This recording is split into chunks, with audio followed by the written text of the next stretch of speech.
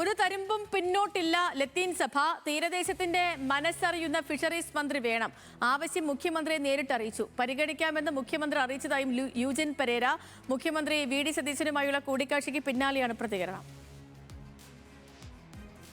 ബഹുമാന്യനായ മുഖ്യമന്ത്രി ഇന്ന് തിരുവനന്തപുരം അതിരൂപത ബിഷപ്സ് ഹൗസിലേക്ക് വരുമ്പോൾ അദ്ദേഹം ഞങ്ങളോട് പറഞ്ഞൊരു കാര്യം ഇതാണ്. തീരപ്രദേശത്തെ വിഷയങ്ങളിൽ അദ്ദേഹം സർവാത്മന ഇടപെടുന്ന ആളാണ്. അദ്ദേഹം ആ രംഗത്ത് വളരെ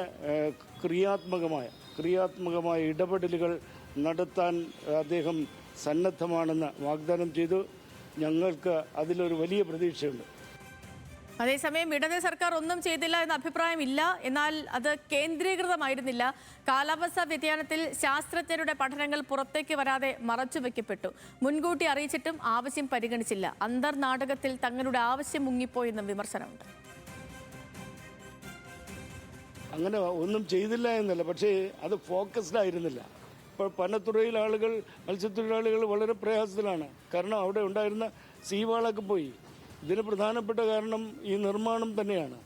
അത് ശാസ്ത്രജ്ഞന്മാർ പറഞ്ഞിട്ടുണ്ട്. പക്ഷേ ഈ ശാസ്ത്രജ്ഞന്മാരെയൊക്കെ ഇന്ന് കീശയിലാക്കുന്ന ചില യജമാനന്മാരാണ് നമ്മളെയൊക്കെ നയിക്കുന്നത്. അത് തെറ്റാണ്. ഹാൻസ് വിവരങ്ങളുമായിട്ടുണ്ട്. ഹാൻസ്, മന്ത്രിസഭാ രൂപീകരണ സമയത്ത് ലത്തീൻ സഭ വച്ച ആവശ്യങ്ങൾ അനുഭാവപൂർവ്വം പരിഗണിക്കപ്പെട്ടില്ല. ഇന്നത്തെ സത്യപ്രതിജ്ഞാ ചടങ്ങിലും യാക്കോബായ ഓർത്തഡോക്സ് സഭയിലെ ബിഷപ്പുമാർ എത്തിയ ഘട്ടത്തിലും ലത്തീൻ സഭ അതിൽ നിന്നും വിട്ടുനിന്നു.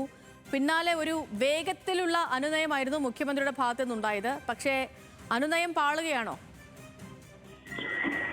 അനുനയം ഒരു ഘട്ടം വരെ പാളി എന്ന് വേണം മനസ്സിലാക്കാനായിട്ട്. കാരണം ഇന്ന് വി ഡി സതീശൻ നേരിട്ട് തോമസ് ജെ നെറ്റോയെ, ലത്തീൻ അതിരൂപത ആർച്ച് ബിഷപ്പായിട്ടുള്ള തോമസ് ജെ നെറ്റോയെ നേരിട്ട് കാണുന്നു, കാര്യങ്ങൾ സംസാരിക്കുന്നു. പക്ഷെ അപ്പോൾ പോലും നേരത്തെ മുന്നോട്ട് വെച്ചിരുന്ന നിലപാടിൽ നിന്ന് പിന്നോട്ടില്ല എന്നുള്ള നിലപാടിൽ തന്നെയാണ് ലത്തീൻ സഭ ഉള്ളത്. കാരണം അവരെ സംബന്ധിച്ചിടത്തോളം മത്സ്യത്തൊഴിലാളികൾക്ക് സർക്കാർ ഒരു ആശ്രയമായി മാറണം.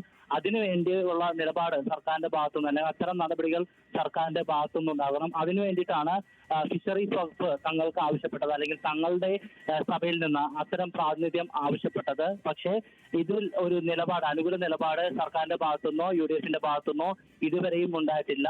ഫിഷറീസ് വകുപ്പ് മറ്റാരെങ്കിലും മാത്രം കൈകാര്യം ചെയ്താൽ പോലെ കടലിന്റെ കാര്യങ്ങൾ അറിയാവുന്ന, മത്സ്യത്തൊഴിലാളികളുടെ പ്രശ്നങ്ങൾ അറിയാവുന്ന ഒരാൾ തന്നെ ഫിഷറീസ് വകുപ്പിലേക്ക് പോകണം എന്നുള്ള നിലപാടിൽ ഉറച്ചു നിൽക്കുകയാണ് ലത്തീൻ സഭ. ആ കാര്യം മുഖ്യമന്ത്രി വി ഡി സതീശനോട് നേരിട്ട് ഇപ്പോൾ അല്പസമയം മുമ്പ് കൂടിക്കാഴ്ച നടന്നപ്പോഴും അവർ അറിയിച്ചു.